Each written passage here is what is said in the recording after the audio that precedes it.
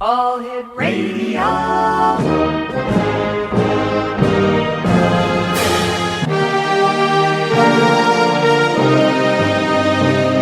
Welcome to the X Zone, a place where fact is fiction and fiction is reality. Now, here's your host, Rob McConnell.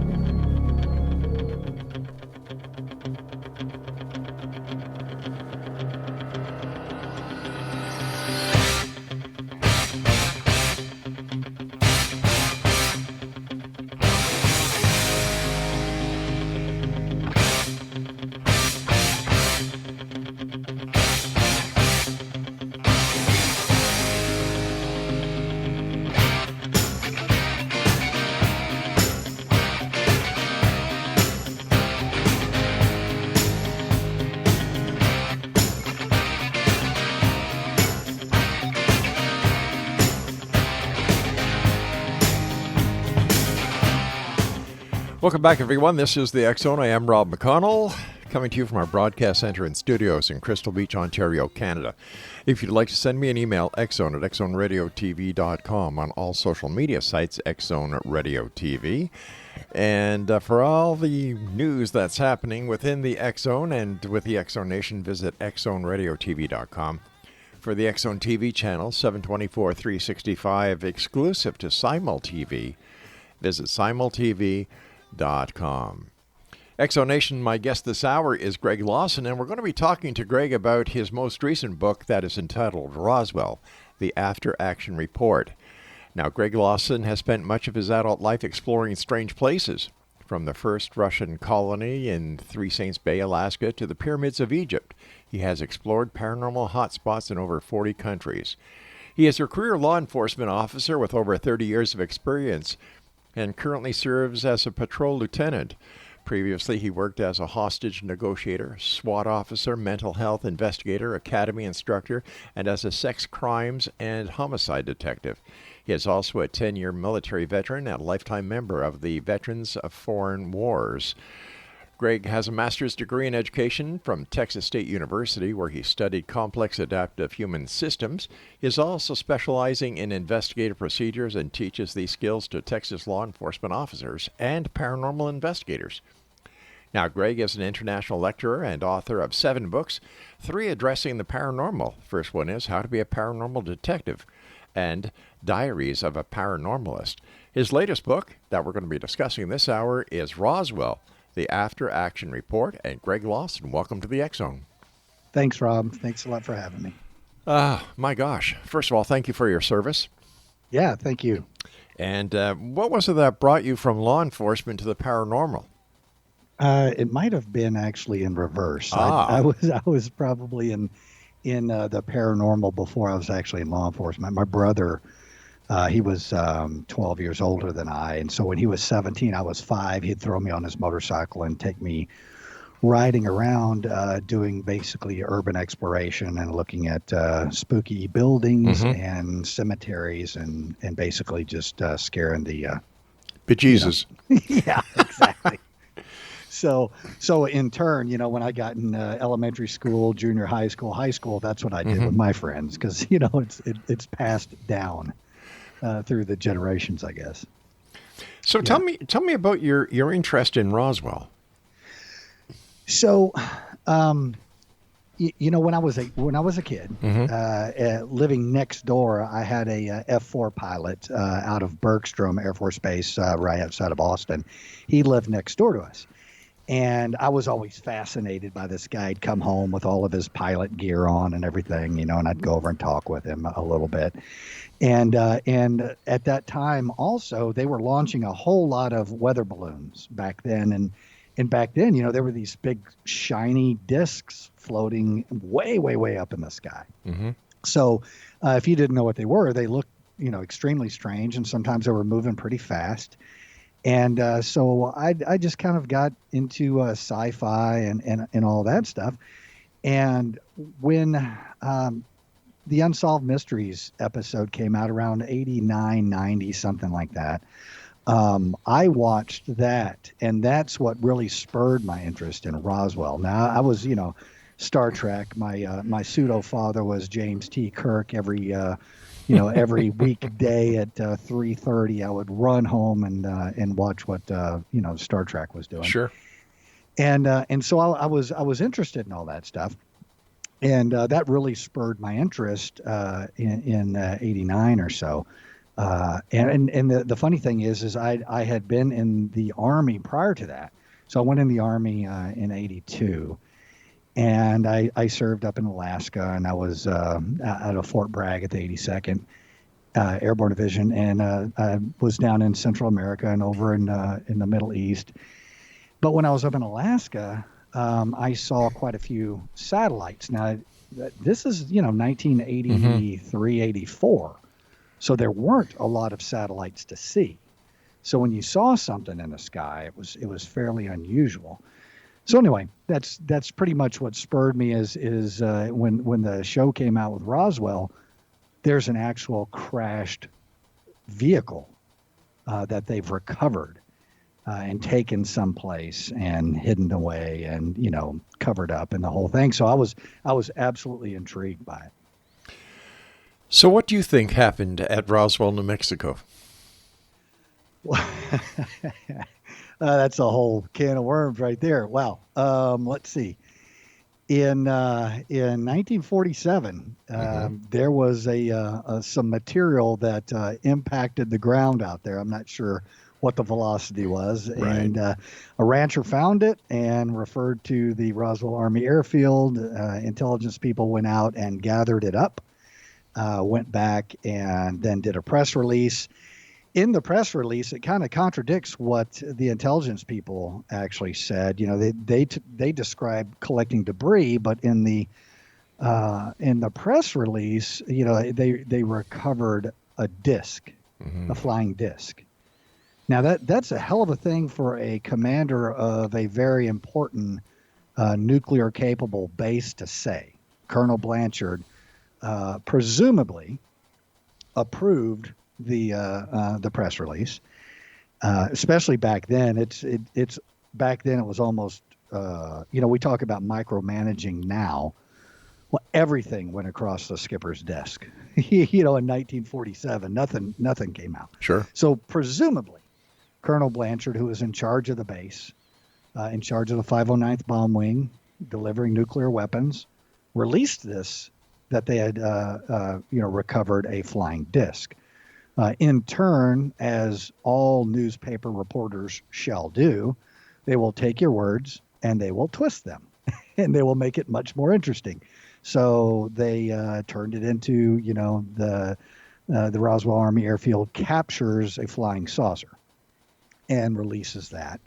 And of course, General Ramey, in the chain of command of Colonel Blanchard, General Ramey's in Fort Worth. He gets wind of this and immediately does his own press release and flies Jesse Marcel, who was the gentleman that was sent out to collect the debris at the Foster Ranch, sends him, Colonel Blanchard sends him to Fort Worth, meets with Roger Ramey, and they do a press release.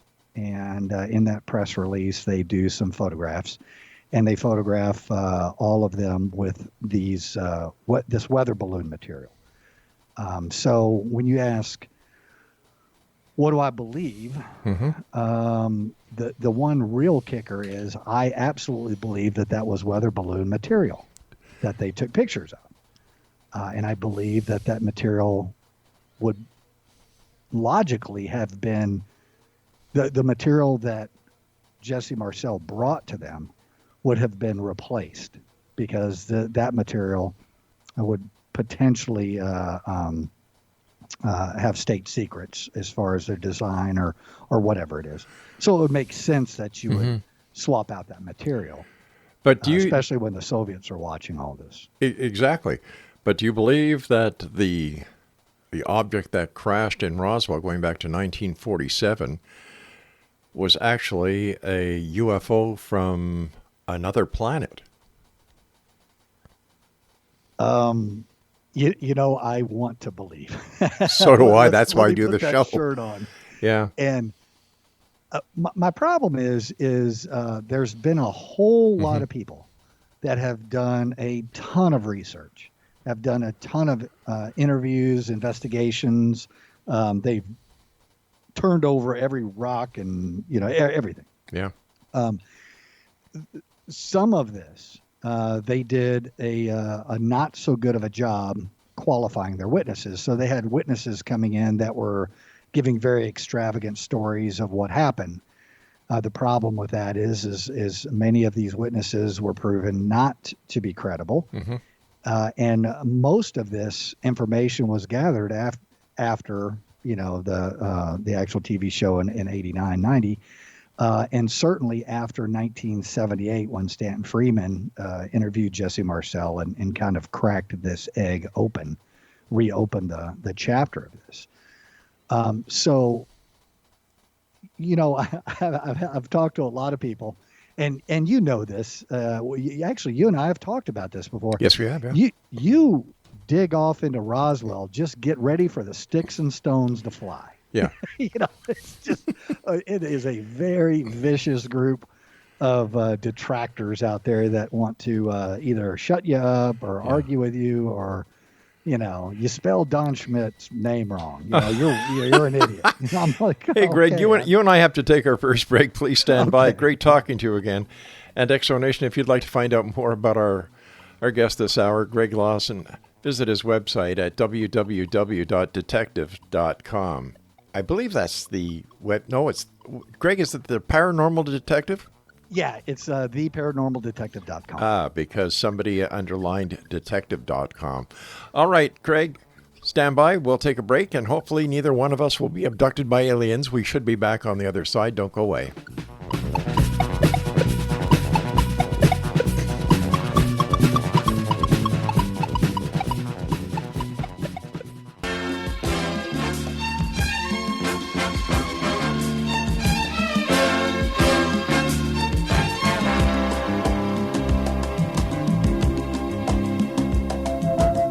Lady love, your love is peaceful like a summer's breeze. My lady love, with love that's tender as a baby's touch, you give me all of the things that I need so much. Greg Lawson is my special guest this hour, Exonation. We're talking to Greg about his latest book, Roswell, the After Action Report. His website is theparanormaldetective.com. Greg, you and I'm an ex-cop, you're an active cop, you're a lieutenant. One thing that, in my opinion, really throws the entire Roswell case out is when Jesse Marcel has evidence that he collected at a suspected crash site. It's debris. Instead of bringing it right back to the base to maintain the integrity of the chain of evidence, what does he do? He brings it home, lets his kid play with it, and then brings it to the airbase. Now, if you did that as a lieutenant, taking evidence from a crash site to your home to let whoever play with it, and then to the station, what would happen to that evidence? Most likely, it would probably be excluded. They probably wouldn't allow it into evidence. Yeah. If let's say it was something that didn't have anything to do with forensics. Let's say it was an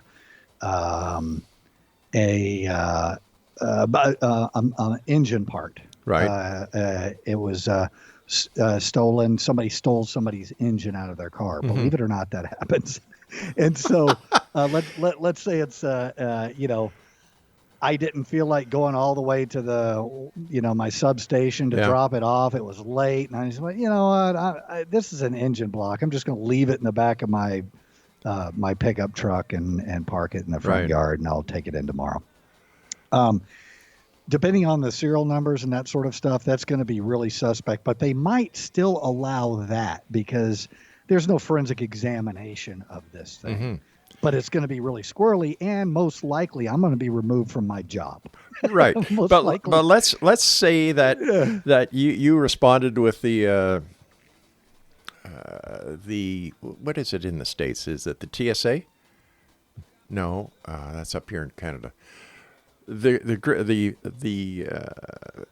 FAA that send out investigators to crash scenes. Okay, yeah. If an investigator took part of an aircraft crash home and let his kids play with it, Yeah, and he then would get fired. yeah. So why does everybody put Jesse Marcel on a platform as this great guy if he in fact broke the rules? And it seems that everybody's willing to put that aside. I guess because in 1947 we were cavemen and we didn't know any better. I don't know.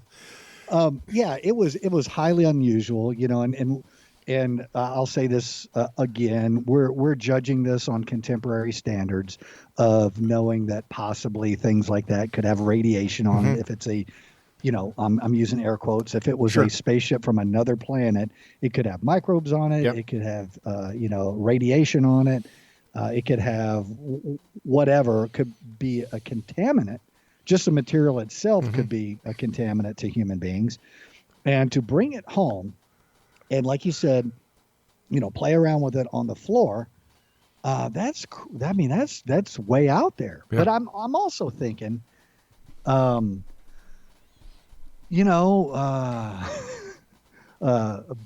with your son, look at I'm going to share the coolest thing, extraterrestrial thing, amazing thing. But I'm gonna follow up your observation on that with my observation of when the Air Force decided that they would answer, a congressman's request to open this case up and determine what happened.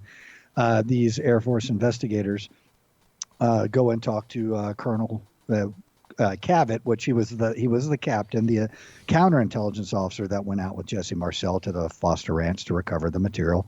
He initially, of course, denied everything. He was good through the whole thing. He was pure Mr. Counterintelligence through the whole thing. Just kept screwing it up and stirring it up, and so when the Air Force investigators in 1994, I believe it, 94, go in and talk with him.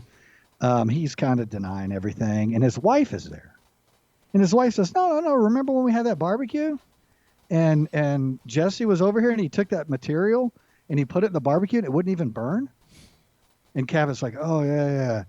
What's crazy about that is the Air Force investigators never batted an eye. They didn't even consider it. They just kept along with their line of questioning and didn't even get distracted by the fact that Jesse Marcel had a piece of this material apparently in his pocket, I guess. Maybe it was out in the car. I don't know. And he went and got it and tried to burn it in their barbecue. That right there tells me two things. We could go down your line of thinking of what in the world is Jesse Marcel thinking? Mm-hmm.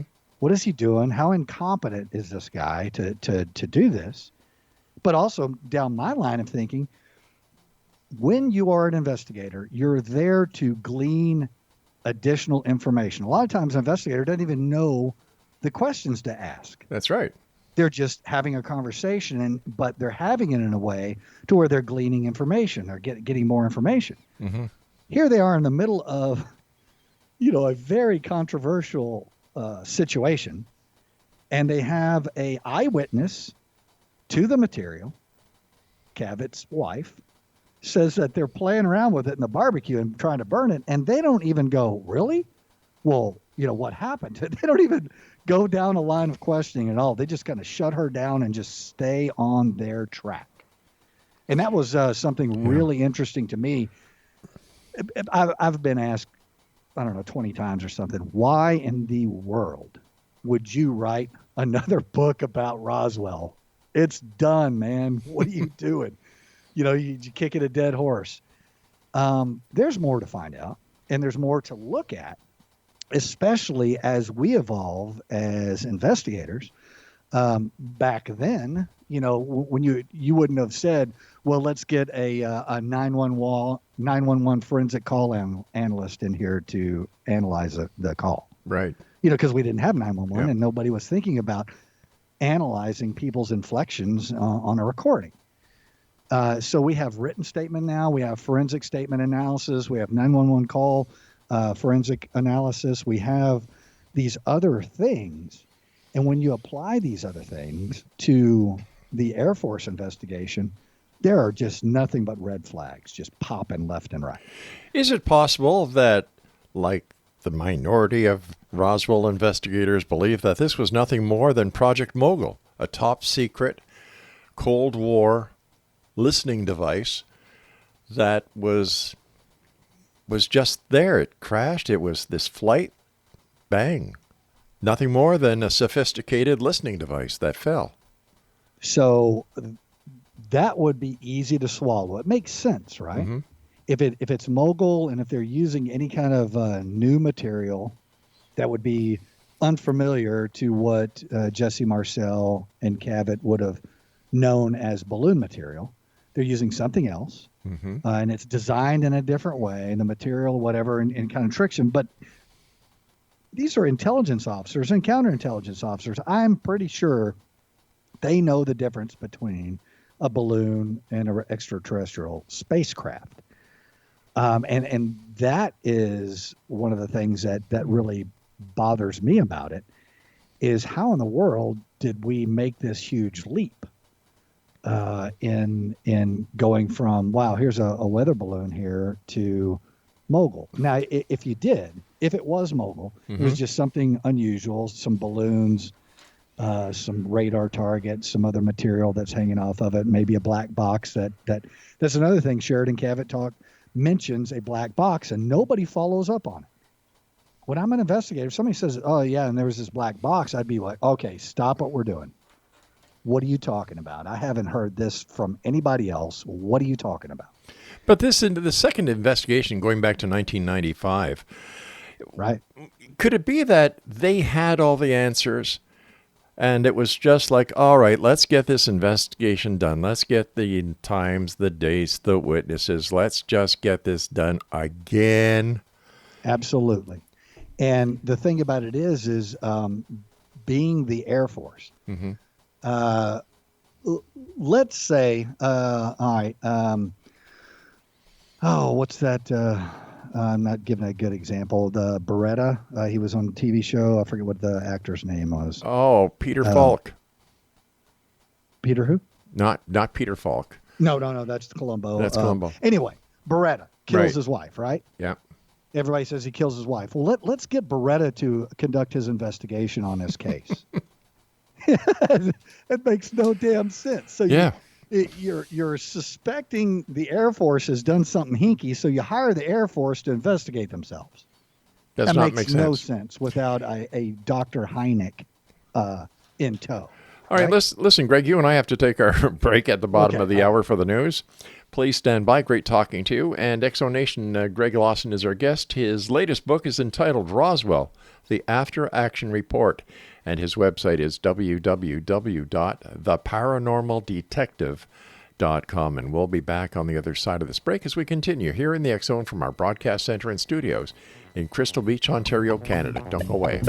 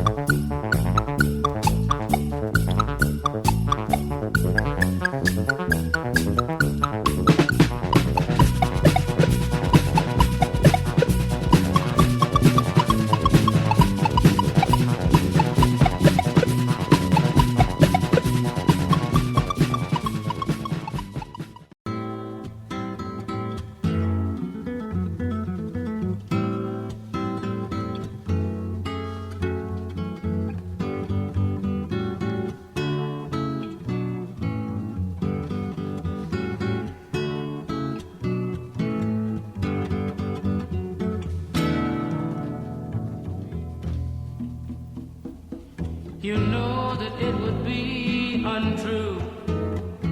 You know that I would be a liar if I was to say to you, hey, girl, we couldn't get much higher.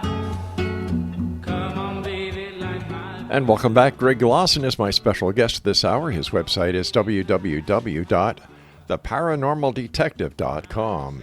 And Greg, let's just wrap up Roswell here because there's so much more to you than just this Roswell case.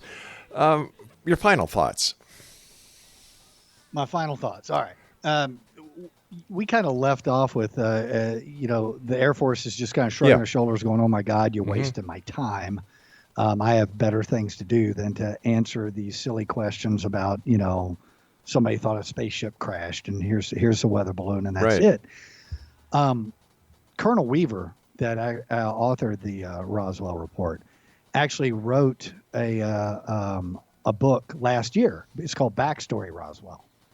And one of the amazing things that he wrote in there was, I quote him, clearly, we had to do better than a snarky but true response in order to answer the congressman's questions, however goofy it was. So from the very beginning, they were just like, we're just going to just go through the paces and just put something out there. And the problem is they had a responsibility to conduct a proper and fair investigation and follow like you said, the chain of evidence, follow the evidence and situation. And they absolutely, abjectly did not do that. And that's my big problem with it is, okay, mogul, that's fine. What about these other questions? What about these other things and the way that they led their investigation by basically tainting the witness pool and picking specific people only, and then briefing them before they would ask them questions just to agree with what the Air Force was going to say. All of that would have gotten kicked out of court. Every bit of their testimony would have been just quashed. But let's just look at the example I gave with Jesse Marcel, breaking the chain of evidence. Using him as a witness tainted the investigation as well. Absolutely. Yeah. Okay, let's talk about a mess. Here's a quick question. What do you think about the Tic Tac video footage? All right. So I was actually an operations specialist on Nimitz, and that air wing was actually flying off of Nimitz when they did that. That is a really, really interesting and fun thing to watch. I love it when pilots have a aggrandized self-portrayal of themselves, but they need to be like that. They need to be very assertive and secure in what they do, because what they do is terrifying. Launching off of an aircraft carrier and landing and actually engaging enemy and bombing and all that stuff. It's terrifying stuff. So these guys deserve every bit of testosterone they have. When you're looking at that video, it's really great. There's no heat signatures off of it. And watching it maneuver around, something that you have to look at in that. And I'm unable to do that because I don't have the raw video footage. Right. But I am very good at a mathematical theory of trigonometry, because that's what I did in the military, and that's what I did in for navigation. And so when you're in an aircraft and you're flying 400 miles an hour, and if something is stationary and you're filming it, the background will look like it's moving by, and it will make that stationary object look like it's moving very fast. So without, studying that video and throwing some trig in there and working out some problems, you'd be able to figure out how fast that the Tic Tac quotes would be traveling. And without having that stuff, it's kind of just cool. It's a great video, something obviously unusual, something that would trick seasoned combat pilots, but at night it's really, really hard to figure out up from down and how fast you're going and what angles are happening without really slowing that thing down and getting into a lot of math. Wouldn't the ship's radar systems be able to help with the configuration or the tracking of the object itself? It depends on how big it was and whether they were getting a actual signature off of it. So when I was on Nimitz, we had the primary air radar we operated off of, I think, was a 49. Anyway, we had several different radars, and there's one of them. It looks like a giant ping pong table. It's a big square black thing that spins around, and that was our primary air detection and tracking radar. And I'm ashamed, but it's been 30 years, so I forget exactly what the nomenclature of it is. But anyway, you could actually stop that radar from rotating. You can concentrate on objects. You can do all kinds of stuff with it. And so, depending on how small it was, if it was the size of a football, probably not. If it was the size of a human being, maybe. And you have to have the radar tuned properly also, because you can get a lot of noise in there when you're searching for something like that, and depending on the background, it's tricky. Let me ask you a question, and then I'd like to talk to you more about the other aspects of the great work you do, Greg.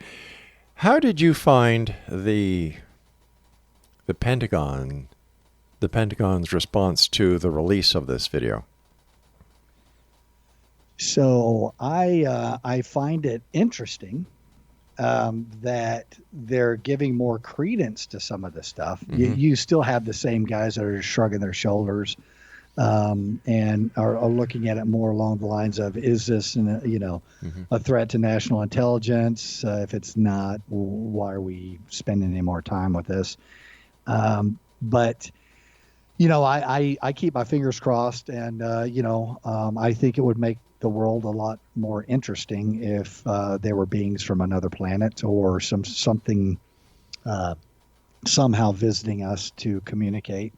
And there's a lot of people that think that they're setting us up for disclosure, and it'll be really interesting because, like me writing a book like Roswell, I'm the only one that has anything to lose out of this deal, because all you have to do is say it was a spaceship. The aliens and the spaceship are being kept at Wright-Patterson, and we just got to get full disclosure and get them to release it.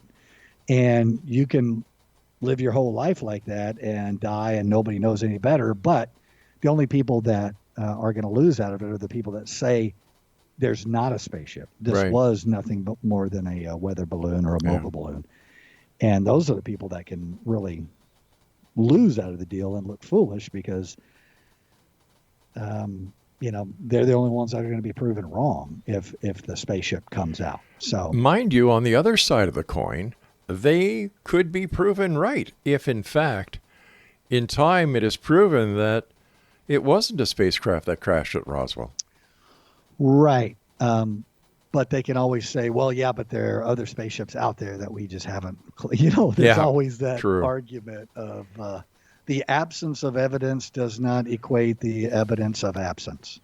Well said, like a true law enforcement officer. On your website, you're also considered a ghost hunter. Yeah. Tell me about that. All right. So because of my interest in legendary haunted places, I go to a lot of different places. Whenever I was in the military, I would do that also. Whenever we would travel somewhere and we had a couple of days off or whatever, I would always try to get away from the sailors, try to get away from the soldiers and get off into the thick of it and go look at some of the crazy, weird, legends of wherever we were. So in doing that, I didn't know it was a thing. It was just something I was interested in. I know there, people that tell stories and all that. And 15, 20 years ago, something like that, they started coming out with some ghost shows, and all of a sudden there's ghost hunters and there's ghost adventures and there's all kinds of stuff going on. And I started getting contacted by people to do particular investigations or just kind of listen to what they had to say and kind of walk them through a logical process of figuring out whatever it was that was happening to them. So in doing that in law enforcement, I, just really delved off into it and really liked it a lot. And so I started writing about it and watching a lot of, we had talked about this as far as the difference between a person that just watches a Columbo TV show to a person that does puzzles to a person that's a a hobbyist that kind of goes out and does a little research. By Somebody the that way, actually gets you just paid. joggled my mind. Robert Blake. Okay, yeah, Robert Blake. Right. There you go. Hey, listen, we've got to take our final break. Please stand by, Greg. It's great talking to you, and I want to congratulate you on another book that I'm sure is going to open a lot of eyes and get people scratching their heads, and that's exactly what this topic needs: is more questions asked, better investigations with people who know how to conduct proper investigations. Greg Lawson's our guest. His website is theparanormaldetective.com, and we're talking to Greg this hour mostly about his new book, Roswell, the After Action Report. And we'll be back as we wrap up this hour here in the X Zone from our broadcast center and studios in Crystal Beach, Ontario, Canada. I'm Rob McConnell. Don't go away.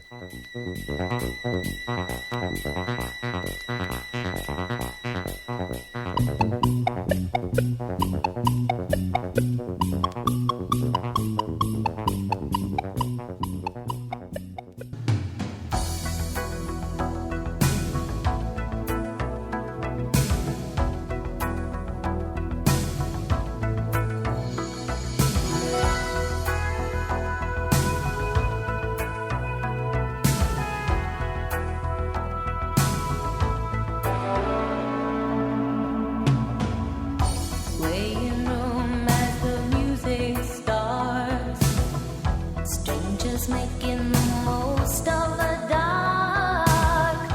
Two by two their bodies become one.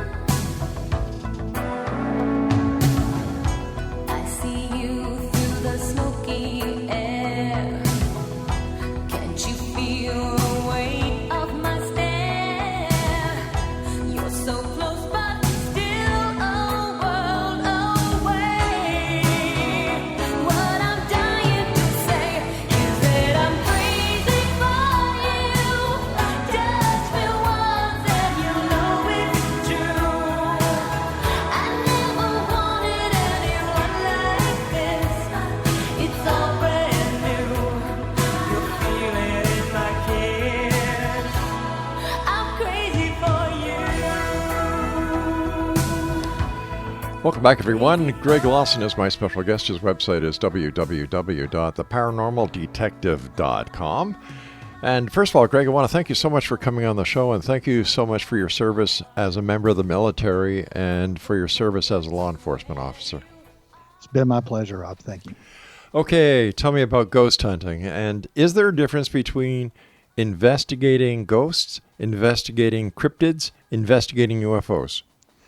All right. So, investigating ghosts, people ask me, so you're a ghost hunter? And then I have other people saying, you're a ufologist? And I teach a class called Cryptid Crimes. And, I'm like, so my specialty is an understanding of proper investigation. My specialty is an understanding of proper handling of evidence and gathering of testimony, right? So whether you're investigating an insurance fraud case or a homicide case or a cryptid case or, a UFO case, Right. if you stay within your lanes and pay attention to what you're doing, all of them can kind of be treated the same way. And that's one thing about a lot of the investigators of Roswell started off as hobbyists, but 30 years later, they're pretty solid investigators. Mhm. They have a lot of experience interviewing a lot of people. And what gives you really good experience is utter failure. So when you really screw something up, that you take that and you debrief it and you try to break it apart and go, oh my God, what did I do here? How do I make sure this never happens again? And that's why I called it Roswell, the After Action Report. After Action Report is what the military does and what some law enforcement agencies do. After they have a training exercise or some sort of operation, they'll go back and debrief it. And then someone will write the After Action Report identifying the things that they screwed up on, the things that worked well, and the lessons learned out of it. So that's why I've written this thing. Working in law enforcement, do you get a lot of criticism for investigating the paranormal? Do you get a lot of joking from your fellow members in the club? Oh, yeah. Yeah, my office from time to time, the things just appear. It's a Loch Ness monster or a monkey's paw or just whatever weird thing somebody's found, and it's really funny because I have a lot of guys that are very very serious about being police officers, and they view me as not taking it as serious. But they've never worked child abuse. So until they can work child abuse, you have to find some sort of a distraction and some sort of coping mechanism that doesn't drive you insane and send you down the PTSD tube chute and be on all kinds of meds and everything. So there's other things that you should have in your life other than just, that. So yeah, absolutely. And and to say, I got those guys that it'll come up. They'll say, oh yeah, Lieutenant Lawson, he investigates ghosts and stuff. He travels all over the place and looks for hauntings and things. And you'll see cops look over at me and they kind of roll their eyes. Really? And then everybody kind of goes about their own way. And, a couple of days, 3 weeks, maybe a year, I'll see that cop again. And that cop will come over and go, hey, you know what? One time I was out at this place. And then they'll tell me their story because everybody's got one. I'm finding that there are more and more law enforcement officers within the paranormal community as investigators than a lot of people would ever imagine. Yeah, we got to keep our head down because imagine if you're going in on a big case and the defense attorney decides he's going to go after your credibility. So you hunt ghosts. You're trying to put my client into jail for the rest of their life, and you're out running around chasing ghosts. So you have to be very sophisticated about how you separate that sort of activity from what is true. Kevin Randall was accused of not understanding the difference between investigation and his fiction that he writes. And it's like, well, I don't know Kevin Randall, but I've read most of what he's got, and I think he's got a really good grasp on the difference. Yes, he does. In fact, Kevin has his own show here on this network. Yeah. And I have the pleasure of working with him every week. So, a lot of respect for that guy. Yeah, I like him a lot. And so I have to ask you this question at this point because I've got about 4 minutes left before you and I have to say so long. Are you a true believer or a skeptic? Okay. So I believe that this is something that they throw the word skeptic around. I say people throw the word skeptic around like it's a bad thing. Oh, well, he's a skeptic. Talking about ghosts. Yeah, he's a skeptic. He doesn't believe in it. There is a continuum from true believer to cynic. True believer way on the far left side, cynic on the far right side. And the skeptic is floating around someplace in the middle. And he's gathering testimony, he's gathering evidence, he's gathering circumstances, and he's determining whether or not he believes or doesn't believe. So I think skepticism is absolutely crucial in any paranormal investigation because you have to rule out the normal before you get to the paranormal. You can't just jump straight to the paranormal. So I didn't answer your question. Well, you did okay. That was pretty good. In your opinion, what is the hardest part when investigating the paranormal compared to a crime scene? The hardest part is gathering any substantial evidence. You got testimony all day long. You have tons of stories. You can look on old websites. You can look on old newspapers. You can pull up all of this legendary information, but having real facts, real tangible evidence, or even some really good circumstantial evidence is very, very difficult. A lot of times it's just, there's a lady in white, and she creeps along the creek over there, and maybe she's looking for her kids or something, maybe their kids drowned, but you don't have any newspaper report of that. You have to look at it. So that's the hardest part is, can you create that bridge of circumstance and evidence to support or deny whatever this haunting is, this legend. Why do you think, if there is a cover-up, that the governments of the world are suppressing the truth about the existence of UFOs from another dimension or another universe or another planet? So why do I think that they would be doing that? Yes. I think it's out of protection. We have a huge religious population that can't delineate the difference between having a God and also having aliens. Couldn't they be one and the They're not same? exclusive of one another. Yeah, I was just at, could they be one and the same? Yeah, they could be. I mean, it's amazing. Some of the stories and some of the legends just kind of go right along with space travel and the description of what a spaceship might look like to a person 2,000 years ago that had no idea what technology was. So they throw that thing out there.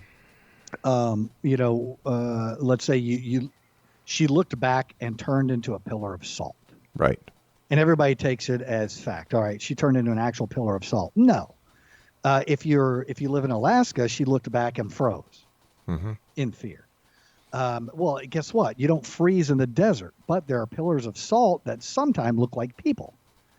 And so that falls into that sort of communication where people are trying to identify with the story and what would make sense. So a lot of times we get things confused as far as that goes. So they're not exclusive to one another, I don't believe. Greg, the time has come when you and I must say so long for now. First of all, I want to thank you so much for taking time out of your schedule to join us tonight, and we'd love to have you back to further continue this conversation. But let our listeners know how they can find out more about you and where they can buy your books. All right. Thanks a lot, Rob. I appreciate it. You can go to my website, theparanormaldetective.com, or author greglawson.com. And my books are all on Amazon. It's probably the easiest way to do it. You can get it off my website if you like. And I appreciate the time. It's our pleasure, sir. Take care of yourself and be safe out there. You too, sir. Bye-bye now. Exonation, Greg Lawson was our guest, and once again, his website is theparanormaldetective.com. I'll be back on the other side of this news break at 6.5 minutes past the top of the hour as the X-Zone continues with yours truly, Rob McConnell, from our broadcast center and studios in Crystal Beach, Ontario, Canada. Don't forget about my greatest find on the internet, a super radio station. If you like classic rock and roll, if you like classic talk, here's the address. You ready? Classic1220.ca. That's a Classic 1220 CFAJ AM in St. Catharines, Ontario, Canada. Super station. Give it a listen.